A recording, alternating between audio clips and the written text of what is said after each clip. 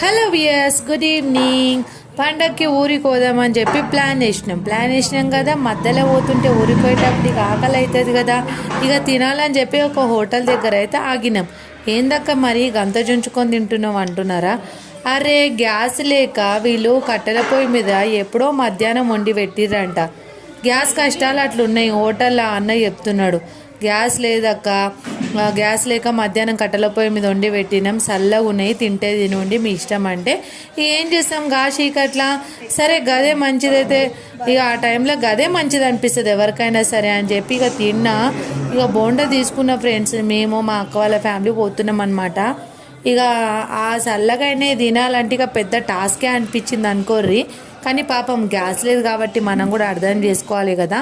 ఇంకా అదిగాక పిల్లలు ఆకలితో ఉన్నారని చెప్పి తినేసినాం అనమాట. ఇక మొత్తానికి ఆ మసిభాగం చూడుర్రి ఎట్లుంది. వీడియో నచ్చితే సబ్స్క్రైబ్. ఉంటాం, అలా బాయ్.